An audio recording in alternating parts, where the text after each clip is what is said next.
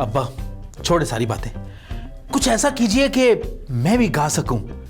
देखो ये कौन आ गया, बन के नशा छा गया।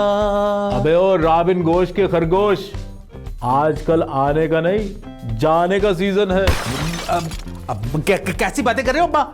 अभी तो मेरी शादी भी नहीं हुई और मैं क्यों जाऊंगा? अबे मैं ऊपर जाने की नहीं, बाहर जाने की बात कर रहा हूँ। बाहर? बाहर कहाँ? लंदन। लेकिन तू नहीं जा सकता। वो क्यों? बेटे हम गरीब लोग हैं, हम अपने घर बगैर इजाजत के नहीं आ सकते, तो बाहर कैसे जाएंगे? और वैसे भी जिसकी तिजोरियां किसी और के हक के पैसों से भरी हो और उसे वो अपना हक समझकर नाहक उस पर काबिज हो जाए, वही जा सकता है। अब्बा छोड़ो किसी के हक को, और मेरा हक मुझे दो। अब्बा मेरी शादी करवा दो। हक तो यहां 70 सालों में किसी को मिला नहीं। और वैसे भी जब तक तेरी मां जिंदा है, वो तेरी तो क्या मेरी भी शादी नहीं होने देगी। लो, यहां एक नहीं हो रही और आप दूसरी का प्लान बना के बैठे हुए हैं। बेटा पाकिस्तान है, प्लान बनते रहते हैं, उन पर अमल दरामद नहीं होता।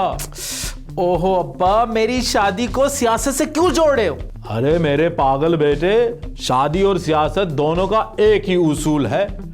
अगर सियासत में प्लानिंग ना हो तो वो खत्म हो जाती है, और अगर शादी में फैमिली प्लानिंग ना हो तो वो बर्बाद हो जाती है। ओ हेलो, की तू एक नंबर सियासी टॉक शो दे 2 नंबर एंकर दी तरह मेरे पुत्र नु थके तज्जिया सुना रहे।